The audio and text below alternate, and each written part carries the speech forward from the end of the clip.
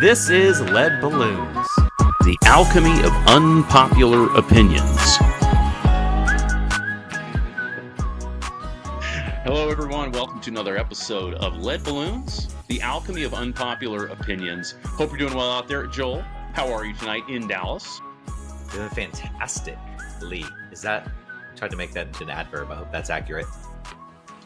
I'd have to consult my advanced grammar class from college on that one. That's tricky. It's tricky. I think you and I both aced that class. Easily. I think we taught it. No, Dr. Gray is she is the master. She masterfully taught that class. Okay, well, tonight we are the title of our podcast is Social Media, the Ruin of Us All. We're talking about social media and its negatives tonight. Joel, when was your first foray into social media?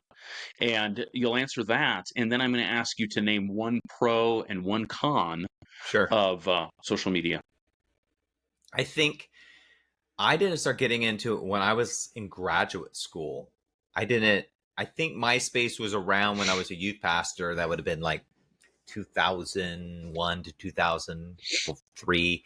But my foray into it would be blogging through Xanga.com. Starts with the X. Yes, Xanga. I had a site. I think mine was 1/4 Japanese because I'm a quarter Japanese, and I would just randomly put the stuff out there, and it was a ton of fun. I loved it as a form of self-expression. So that's the pro. I think it is a form of self-expression that I think the sense of vulnerability, it's almost a way of practicing your voice and testing it out there in a wider audience.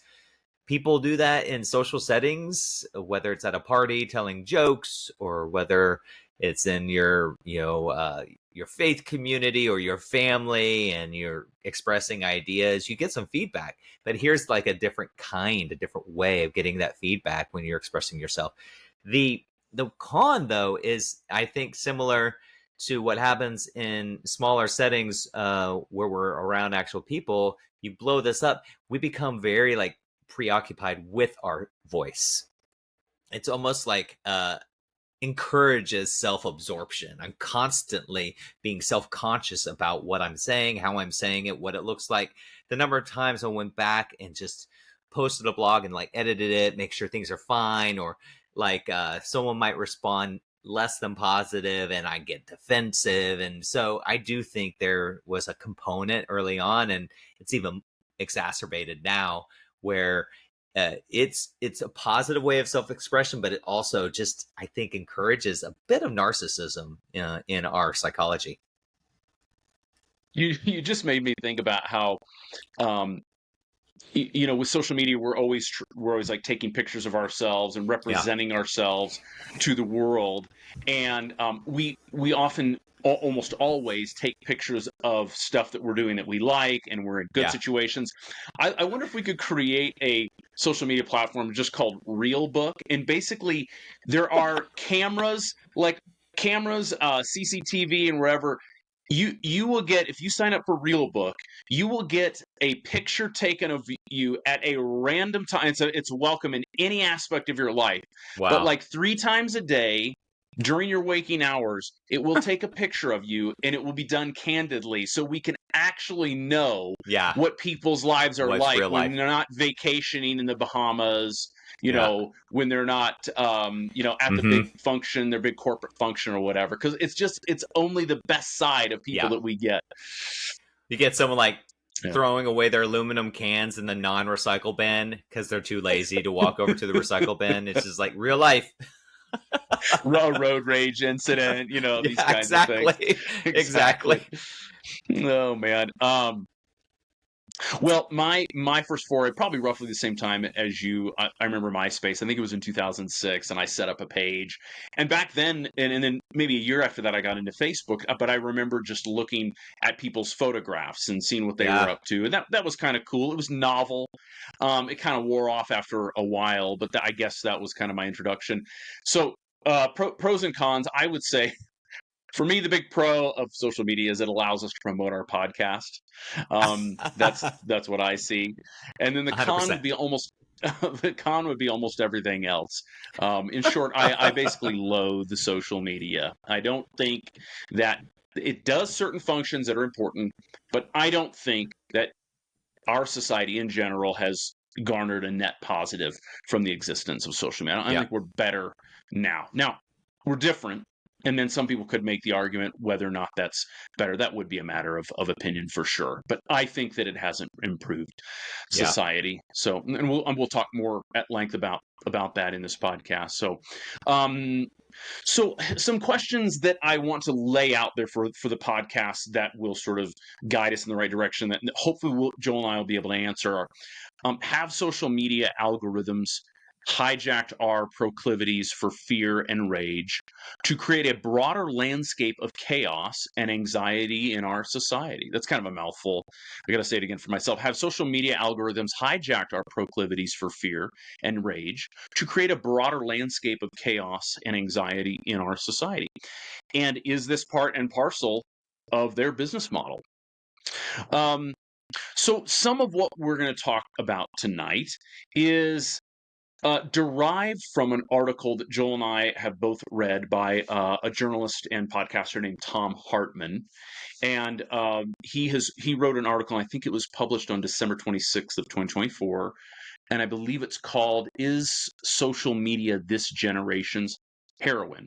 Short Yeah. article, interesting article, and Joel and I are going to talk about that. Joel, would you mind giving us a brief rundown of Hartmann's recent article, in which he likens social media to a drug? Yeah. So he starts off responding to a New York Times article. And I know you're going to talk about this, Trent, a little bit, but basically the article that he references is promoting this, or it's challenging the idea that human beings in our primal state were actually not predators but prey, and that when you look back at human beings anthropologically, are we really the zenith of the animal kingdom, or are we actually the ones that deep in our DNA is a fear of being eaten, a fear of a threat, and whatever. I won't go deeper into that because we'll talk about that later. But what he later goes on to say is that it's clear that fear is deep in our psychology. I don't think that that's a statement that one could really disprove. It is just kind of is. But then he begins to talk about how certain things, he talked about some examples for himself. Like he talked about just how he used to live in Europe and he used to eat these, I think it was called Mon Kochen, this like pie crust that had like poppy seed filling, and he would love eating that. And one day he realized, he saw like his pupils were super dilated after eating it, and he was always so happy afterwards. And he realized that when his pupils were dilated, it was very similar to when he had taken pain killers after a surgery, and he began to realize, oh, this is opiates. These are opiates, and they're just in a much like a smaller form. And then he told the story of like being in South America with someone that like was like in a traditional way serving coca leaves, which were later put into Coca-Cola. But both of those in condensed forms become coca leaves becomes cocaine, and poppy seeds become opiates, Oxycontin, and heroin. So what he's trying to argue is that if you condense something, if you really zero in on this effect and make it super concentrated, it will get a much stronger effect. It can actually hijack people's experiences in their bodies. And so what he's arguing is social media, with all its algorithms, these are not haphazard. These are concentrated forms that are designed to trigger a naturally occurring human reaction, which is fear, but doing it in concentrated forms like heroin that's addictive, but also gets in there and creates a strong reaction from people. And so his argument is that social media could be argued to be a concentrated form, like heroin or cocaine, of something that occurs naturally in our landscape, which is fear and rage. These kinds of feelings that we feel when things occur. But if someone is smart enough to bake it up in a lab and condense and concentrate it, we're going to get a bigger reaction. Yeah. Good rundown. Thanks for that, Joel. So we're going to dive into that sort of DNA aspect and sort of the social media as a drug. We're going to put a pin in that and come back to it very briefly. But I want to pivot now to something to talk more about. We've already introduced sort of our primitive nature and how does that relate to the way that we engage with social media. I think it'd be important to make a distinction between how we think of human beings primally and how we've related with each other socially to the advent. Make the distinction between that context and now what's happening with social media, because it's a novelty for sure. It's a new chapter, and I would contend that social media differs mightily from what we would have experienced as humans for millennia. In our social context. It differs in the following ways. I'll list these out, and then Joel, you can respond to these and share your own. But I would say it differs in consequences. People can say things on social media. People can write things on Twitter and face no backlash either ever or at least not immediately. You can remain anonymous. This seems like a novelty in certain ways. Now, granted, you could write letters to the editor and these kinds of things prior to social media, but when people were living in smaller groups and there was more face-to-face interaction and most, if not all, people in your community knew you were going to have to face consequences for accusations that you made and insults that you hurled at people. Social media is a space where largely that kind of behavior is not checked as well as it should be. There are maybe certain measures for it, but maybe not as much as it should be. In primal social contexts, there have been more actual face time. So in social media, it gives us this sense. Some people have called it anti-social media, because it gives us the sense that we are deeply connected with more and more people. We might have 500, 1,000 friends on Instagram and Facebook and whatever it is. It gives us the impression, but in reality, there's a lot more isolation going on. There's less multi-sensory experience of human beings that you get from actually being in face to face. I've heard of people even after the pandemic was over, getting together virtually to go on a walk on their treadmill with their devices in front of them. They would do that in a group instead of just meeting. And these people lived in the same city. Yeah. This is what they would do. Yeah. And then I would say that one of the distinctions is the so-called safety, in quotation marks, the so-called safety of isolated interaction on Facebook versus the real dangers of being alone. What I mean by that is you can sit safely in your house and not be sort of at risk of being attacked by a pride of lions, right? Like not many people have to think about that risk anymore.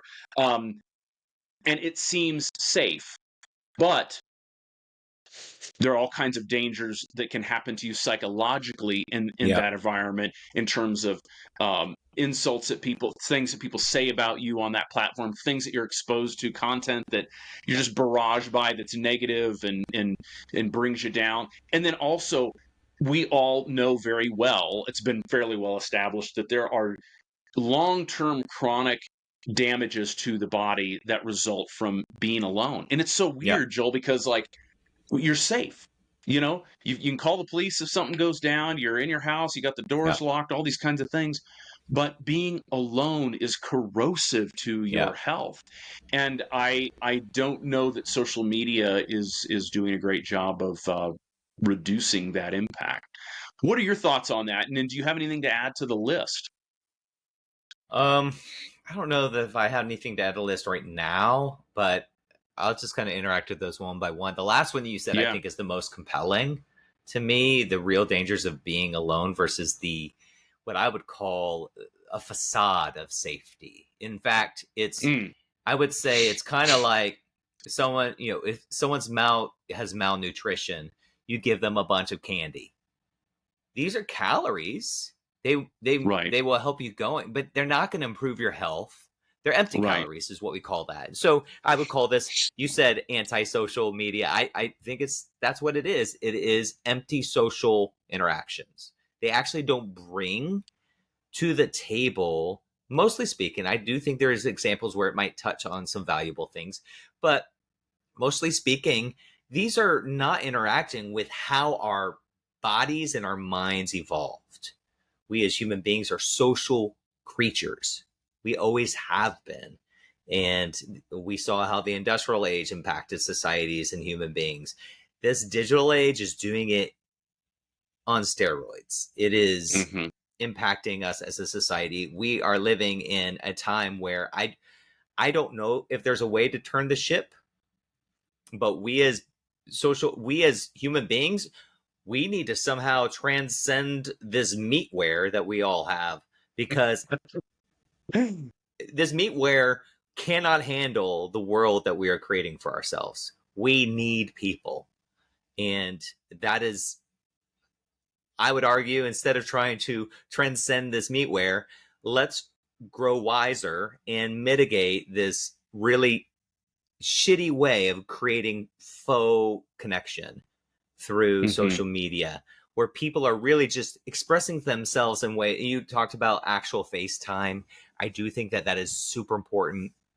I do think, to your point, consequences tended to be more immediate when they're face to face. Yeah. And that is accountability. We need that. I think that's how we grow. We need feedback. But most people throw their negativity out online, and it's just an exercise of catharsis, really. And they don't feel better afterwards. Nobody who reads it feels better. It's honestly just creating a garbage dump in on this globalized world, this globalized economy. And now I will say, to kind of add a nuance to that, I do think that what's happening in social media did happen prior to social media. I do think that occasionally you can get that group think that's happening where fear and rage take over. I think about like the Salem witch trials. You find like a topic with a small group of people, and it creates hysteria. I think about the play, The Crucible, which was written about the Salem witch trials, which actually was a critique on the Red Scare, when everyone was supposedly a communist and they were just throwing them all in prison and pointing fingers. And so I do think prior to social media, it is clear to see that we are capable of that as human beings. We don't need social media to act like idiots. But social media helps us, and a larger group of us, act like idiots. That's exactly right. Yeah, exactly. Okay, well, coming back then to Thom Hartmann's article. So Hartmann talks about the fear and rage that we have as human beings, sort of inherent, and how that can be exploited. So let's dive into that a little bit more. Hartmann refers to a recent article by a neuroscientist, Kurt Gray, which you already alluded to. Gray is like I said, neuroscientist, and he states that humans are perhaps more prey than predator, hyper aware of threats in the environment. And he thinks that this survival capacity is what social media algorithms are taking advantage of. So I want to ask you, Joel, do you agree with him on this? And could you share some examples where you see this playing out? For example, like in discussion on immigration, the war on drugs, left and right extremism, and so forth.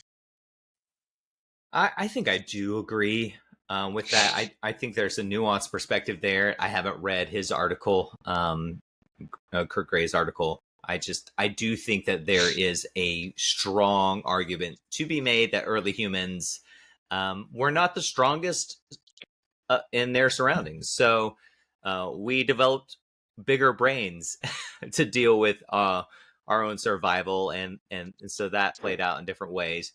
But I do agree that there are algorithms that are taking advantage of us.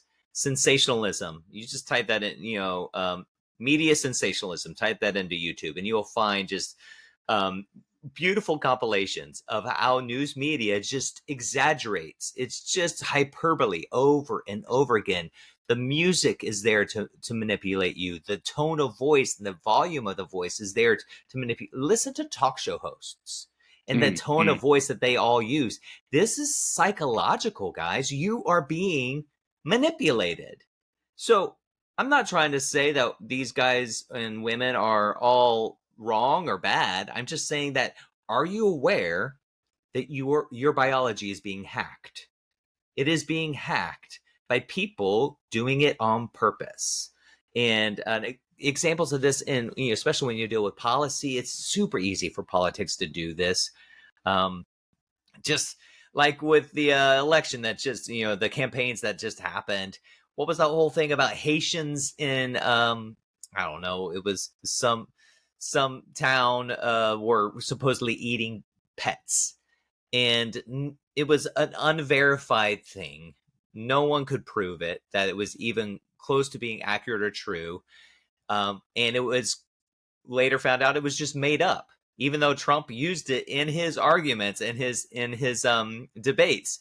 No one's fact checking. No one's doing that because they know that actually they've trained our society to not care about facts. We don't really care about facts. People are just living in their emotions, and they're being hacked into that sense of like, what? They're eating our pets? This is insane. And so immediately the immigration conversation becomes a circle the wagons kind of mentality. And this, when I say circle the wagons, this is, we are going west on Oregon Trail, and there's a pack of wolves, or there's the Native Americans are running around bows and arrows, and we got to circle the wagons to survive. And that's the idea. It fundamentally gets people into a space of survival. And going back to your point, most of us, and there are exceptions to the rule, but most of us are in no way in danger, physical danger. In fact, the feelings that we're having around rage, fear, just all the chemicals that are being dumped into our body when we're in these states of stress are far more dangerous to our livelihood than the external threats that we perceive. And so I find that to be really interesting. Yeah, there's I believe he's an anthropologist or maybe a primatologist. I'm getting it wrong, but he's a scientist. His name is Robert Sapolsky, and he wrote a famous book years ago called "Why Zebras Don't Get Ulcers." And the title is alluding to the fact that zebras are get eaten by lions and other predators, and in Africa, and they have real danger all the time, but they don't get ulcers, and he'll go into why that's the case. But human beings we seem to be hyper alert to these things even when the danger is well past. And social media takes, by sending us, figuring out sort of what we respond to, what gets the views, and anchoring into those things so that it can keep our attention going, whether or not these are things that we really should be fixating on. We all want to be free to search and find the things that we really want. But when you're scrolling down on YouTube, or you're scrolling down Instagram and Facebook, you have this feeling like you're free. You're just finding stuff. You're being sent stuff that is tailored to what you've been doing. Yep. What your search history has been, and what gets you to stay glued in the longest. So this is not hard to establish.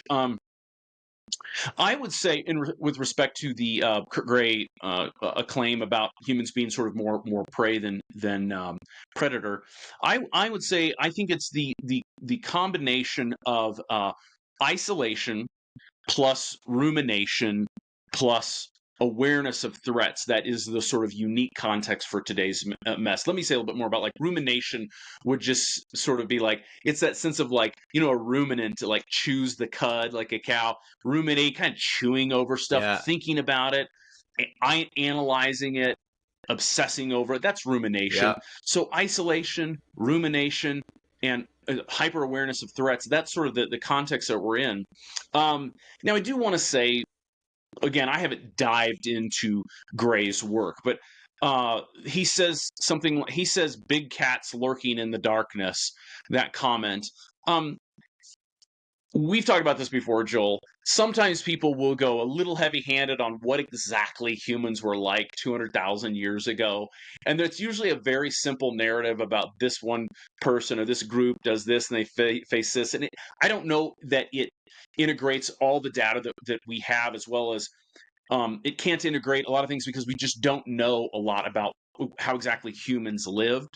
But one of the things that we do know is there are a lot of people living out in so-called primitive environments where they are very skilled and adept at those environments. And those people, the ones that I've studied, that I've heard of, report very low levels of stress or angst or these kinds of things. And it's not because their human endocrinology endocrine systems aren't secreting the right hormones to remind them when danger is near. It's because it's the combination of being part of a community that's supportive and having skilled and competent people within that community that are dedicated to protecting one another and are skilled as individuals in that environment. So we all know when you're more skilled in a survival, if you've got survival skills, you're going to feel more competent out in nature than somebody who's less skilled, and you're going to feel less afraid because you know how to deal with threats. So I just put Yeah. that little caveat on there. I think it's definitely true that we have those capacities for fear and rage, and those are being exploited by social media. But I wanted to put that caveat on it there. And I think that's a fair caveat. What I would add as a caveat to the caveat is Ooh. that, yeah. So there's a theory of the brain. It's called it's referred to as like the triune brain, and a lot of modern, newer neuroscience is debunking some of this because the brain is super complex. It doesn't fit into 3 buckets, right? It's super complex in the way that it wires. But the idea is this. I've seen it used as the human hand. So like our brain is like this. At the stem is that reptilian brain, right? That's where you kind of have the fight or flight instincts that that reptiles and birds they all have, that fight, flight, freeze, and instincts. Then if you put your thumb over there, that's like the limbic system, where you have like the amygdala. It's where our emotions reside. And then if you put your fingers over, that's like a prefrontal cortex. And so the idea is, as we evolved, we developed each of these.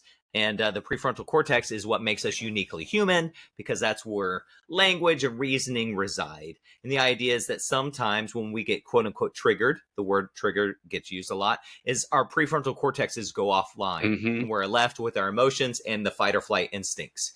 And so when I circle back to that, to the point of like, big cats lurking in the darkness, I would argue, yeah, these, when we talked about what's the tribe that you love, it's in South America. Yeah, the Piraha, the Piraha, right? And they're like skilled hunters. They likely are not afraid of these predators in the jungles.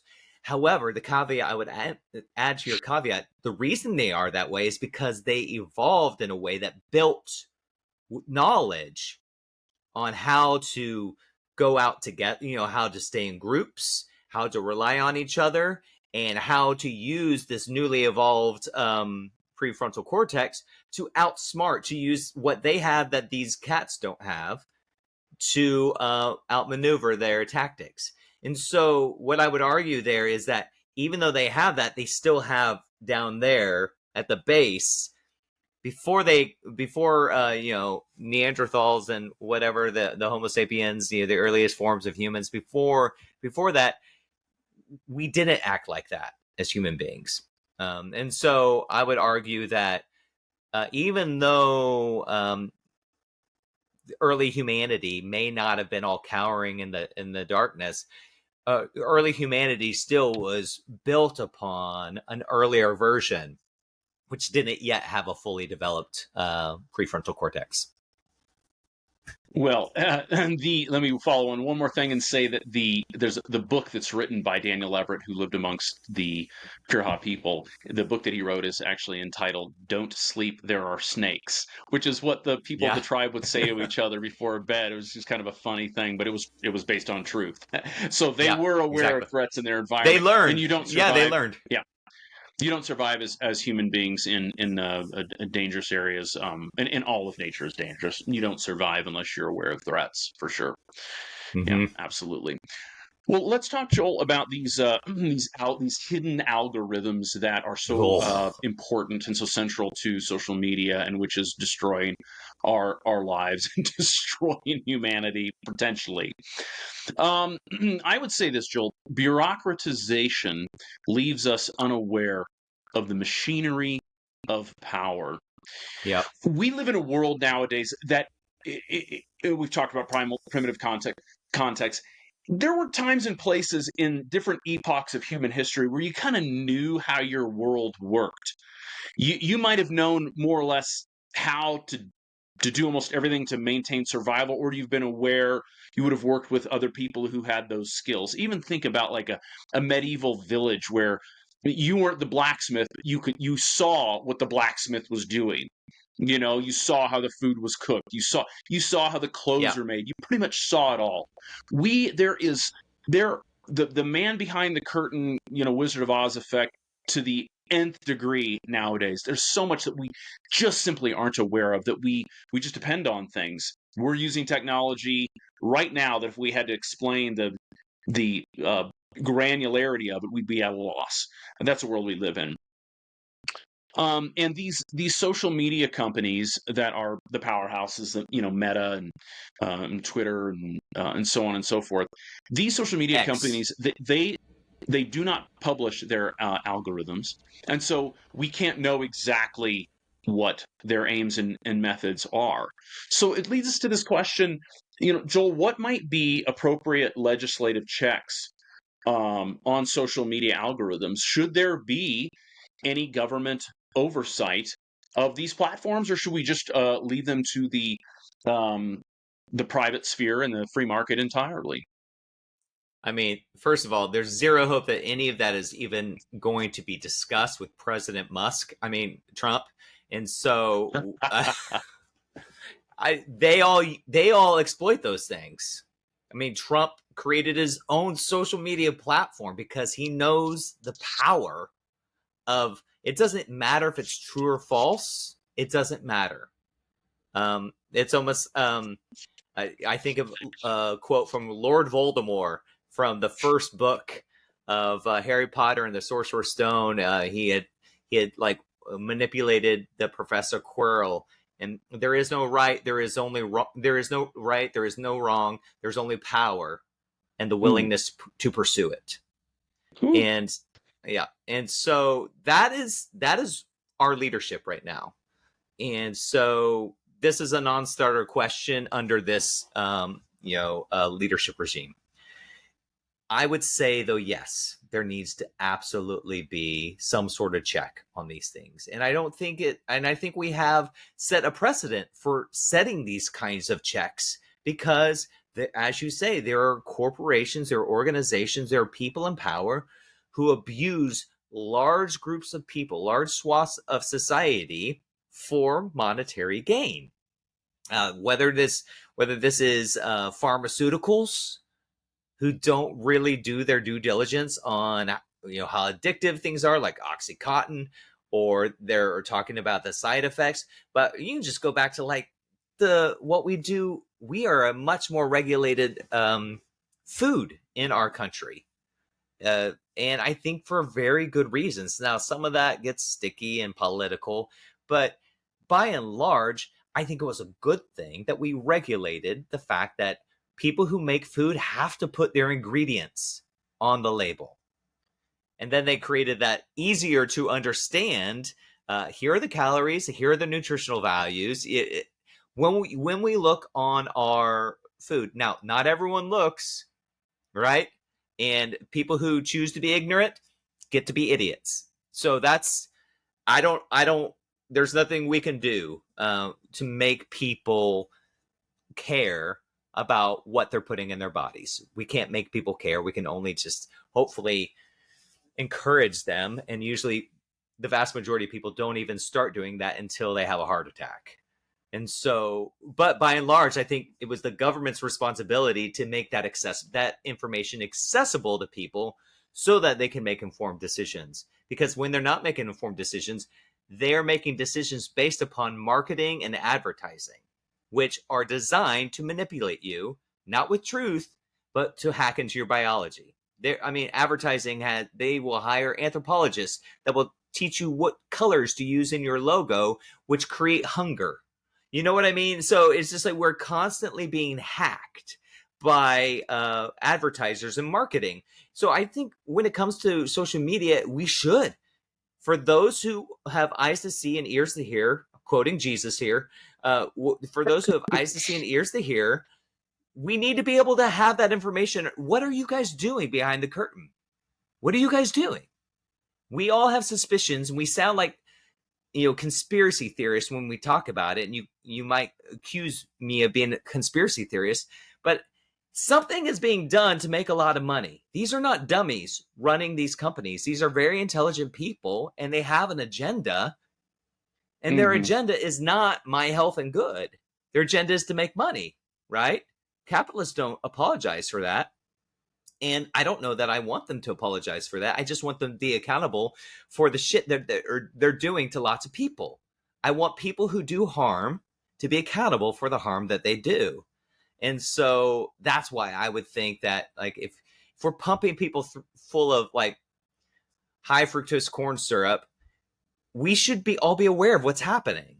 If we are pumping people full of like addictive Oxycontin kinds of things that are creating like epidemics of addiction, we should know about that before thousands of people die and thousands of families are ruined. We should know about that beforehand.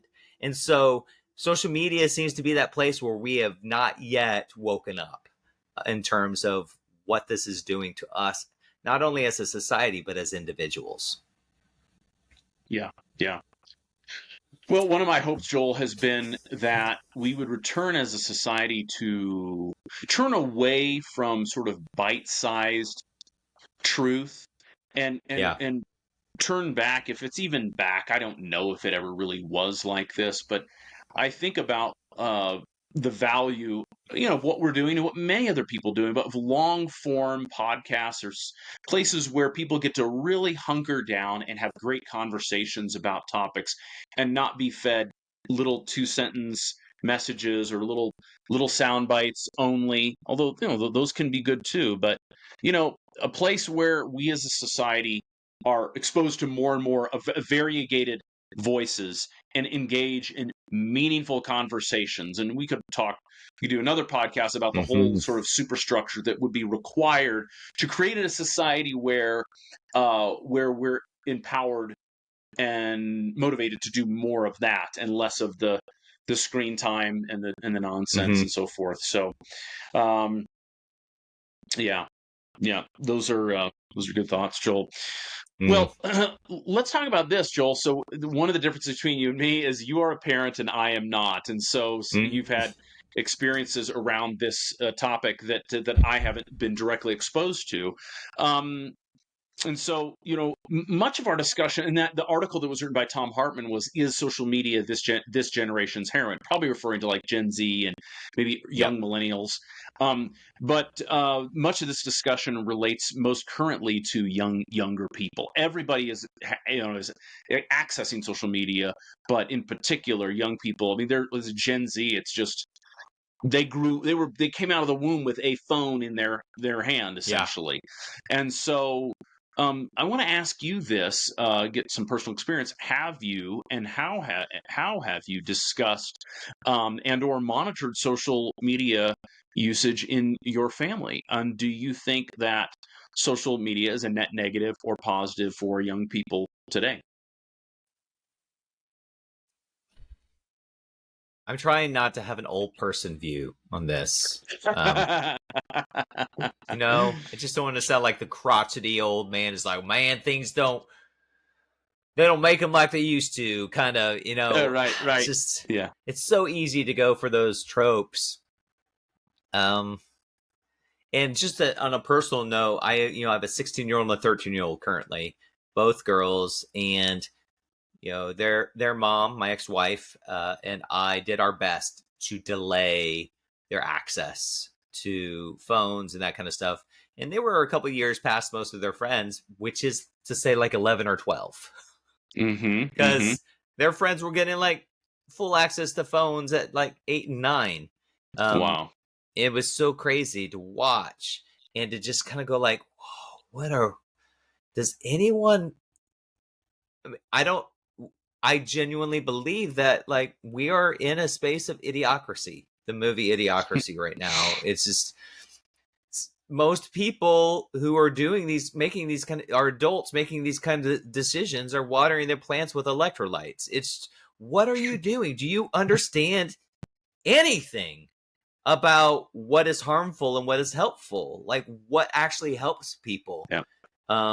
And so anyways, that's a side note. And I should just say, like, I've done my best with my girls to have open conversations, but by and large, we've kind of just put some parameters around them, some restrictions. But my 16-year-old now has access, only recently, and she still complains about it, that she was one of the last people of her friends to get access to a lot of things. But she has access to, all the TikToks, all the Snapchats, all of these kinds of things. And the truth is, this digital shit ain't going away unless the zombie apocalypse happens. And at this stage, I kind of feel like it's inevitable. This is, whether it's in my lifetime or not, human society is going to collapse into a dystopian nightmare at some point. It feels like we're on the cusp of it, and maybe every generation at some point feels that way. But I think it's good for my kids to know how to navigate social media. I think generally that's important because this digital stuff is not going away. However, I don't believe it's good. And I just want to say that I think it's a terrible thing, but I don't know how to like change reality for my children. I can't. I don't have that. It's not in my power. I don't have any agency to do that. I can, make sure they don't see any of those things and kind of like go more like Amish kind of ways. But then their opportunities in this life, in this world, in this plane of existence dramatically shrink. And I am interested in sending them out in the world to plant as much love and kindness as they possibly can. So being able to navigate social media is going to be important for them. But I kind of feel about it, social media, like I feel about junk food. And it's just fast food. It's not, we're not going to be able to get rid of it. There are too many people that are into it. But I can teach my kids how to live in that world and how to circumnavigate those environments and how to be aware of how to be more conscious of the negative impacts. We just have to mitigate the negative effects of our psychology by cultivating intentional community, deeper positive connections with people who are not like us. These are the kinds of things that I'm trying to create for my children. And, to be honest, they resist it. They are not fans of the things that are good for them. They're not fans of restricting social media. They're not fans of their, their parents who I'm guessing my children see me as someone who just doesn't get it. And they've said as much to me on multiple times. And it's so hard to hear that from your kids and not respond snarkily. Just to kind of be like, oh my gosh, I'm 46. I'm not 96. Like, do you really believe that? I understand what you guys see on a daily basis. I actually understand it maybe better than you guys do. which is why I'm so concerned. I'm not telling you these things just because I'm trying to like control your lives. I'm telling you these things because these things are seriously dangerous in over time. And to me, I want to put out into the world, just like I want to do with my children. I want to like model a path of progression. How do we progress as individuals and as a society? And I am deeply concerned when I look at the American context, globally as well, that we're on a regressive trajectory. We are pendulum swinging back to ways of thinking that are literally undoing some of the progress we've done. I'm thinking of like Roe v. Wade, which is something I used to hate when I was a hardcore evangelical Christian, but I only thought that because, pastors and people in my church told me to think that way, not knowing the history of how politics manipulated the Christian right to turn us all into one issue voters. But I'm not a fan of abortion. I'm not, but I'm also not like, that's not how I think about it. I don't think it in this kind of black and white manner. And this, what I see us, we overturn that. And now it's almost like we're overturning so many things. It's this circle the wagons mentality that is clearly happening. There is a large, massive group. Think about the percentage of people that voted for Trump. To me, that represents the amount of people who are in states of fear, whether they know it or not. Some of them are loud and angry and pumping their fists. Some of them are quietly sitting back going like, I'm not going to tell anyone I voted for Trump, but like, I think this is best for us. All of them, whether they want to admit it or not, are in a state of reactive fear. I saw a quote, I was reading another Thom Hartmann article. He's pretty he's pretty harsh with his commentary, but I do think he makes very salient and intelligent arguments. But I was scrolling down and someone wrote, it feels like today the South actually won the Civil War and Russia actually won the Cold War. And I don't know that I can argue with that. Yeah, that's interesting. It feels a little bit like Trump is the kind of president we would get in the social media age, the age of sound bites rather than sustained, logical, calm arguments. He seems like the or kind even of president verifiable evidence.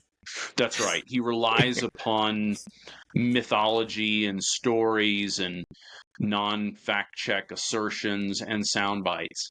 And so he's the perfect candidate for this age. That's for sure. One more thing I want to say, and we'll bring it to a close. I want to say that I think that it is also worth considering that human beings, we are not just lumps of clay who can be molded into anything. And social media, as nefarious as the algorithms and the companies are, at a certain level, they only work because we want that.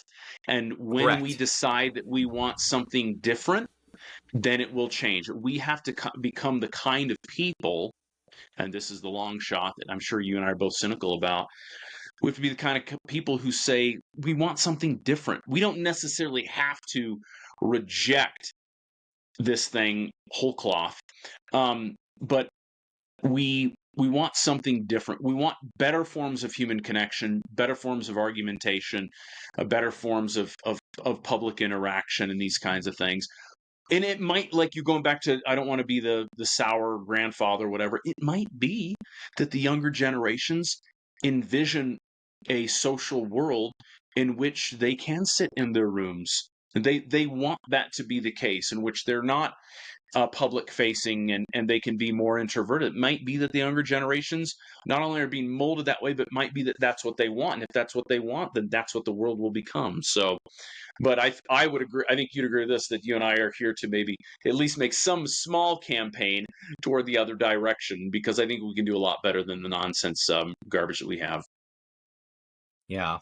And, just to kind of piggyback on what you were saying there, I'm generally a very optimistic person.